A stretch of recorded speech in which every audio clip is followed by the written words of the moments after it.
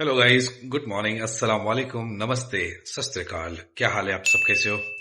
आप सबसे पहली बात, रमज़ान का चौथा दिन और चौथा रोज़ा आप सबको मुबारक हो। और ये रमज़ान का महीना इतना फजीलत का महीना है, मैं आपसे क्या कहूँ कि आपने चाहे पूरे साल क्या किया, क्या गुनाह किया, क्या अच्छा या बुरा किया, चाहे कितना भी गुनाह क्यों नहीं किया, ये एक महीना, ओके, ये जो 30 दिन रोजे का है, इसमें इतना फजीलत है कि आपके सारे गुनाहों को आप ऐसे माफ करवा सकते हैं।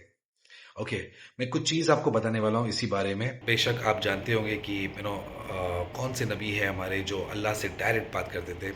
वो है मूसा अलैहिस्सलाम, जो डायरेक्ट बात करते थे। और बाकी के जितने भी नबी आए हैं दुनिया में, उनकी बातें वाया होती थी। जैसे कि जिब्राइल अलैहिस्सलाम आकर उनको मैसेज दिया करते थे कि क्या करना है, क्या नहीं करना है, कैसे करना है, ये सारी चीज़ें।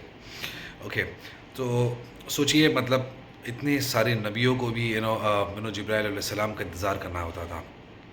ओके, पर हमारे नबी सल्लल्लाहु ताला अलैहि वसल्लम, उनका फरमान ये है, अल्लाह से सबसे ज़्यादा करीब कौन है और कौन हो सकता है और किस वक्त होता है।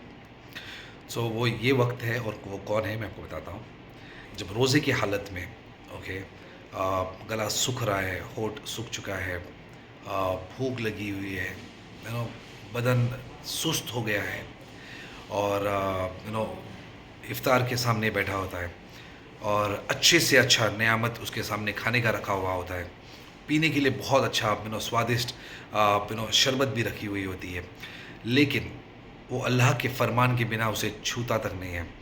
ओके, उसे अपने ज़ुबान तक में लगाकर चखता भी नहीं है।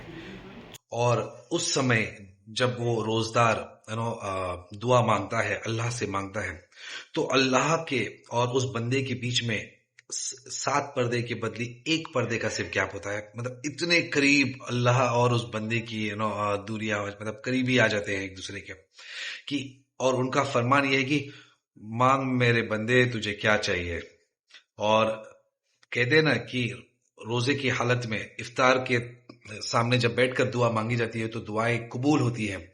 सो मैं आप लोग से ये कहूंगा कि आप अपने सारे गुनाहों को ऐसे चुटकियों में माफी करवा सकते हो, पर उसके लिए सबसे ज्यादा इंपॉर्टेंट है कि आप रोजा के साथ साथ पूरे 5 वक्त का नमाज भी पढ़िए।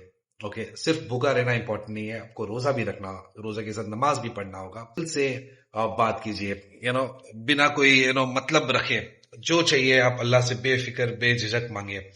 आप इंशाअल्लाह इंशाअल्लाह वो सारी चीजें पूरी होगी, और आपके सारे गुनाह, आपके साथ मेरे भी गुनाह माफ होंगे, क्योंकि मैं आपसे ये चीज बता रहा हूं। तो कोशिश कीजिए कि आप रोजा रखें, और इस रमजान महीने का नियामत को बहुत अच्छे से आप हासिल करें, और अपने गुनाहों की माफी मांगे और बरकत मांगे। और फिर देखिए आपकी ज़िंदगी में कैसे रहमत आती है, और किस तरह से आपकी ज़िंदगी में खुशियाँ आती है। So that's it. I hope कि आप लोगों को मेरा ये मैसेज अच्छा लगा होगा। So please do like, share and subscribe to my channel. And मुझे किसी भी तरह से 20,000 सब्सक्राइबर्स को अचीव करने हैं within this month. So I want आप सबों का बहुत बहुत सपोर्ट लगेगा मुझे। So thank you so much guys, once again, take care, bye bye for now.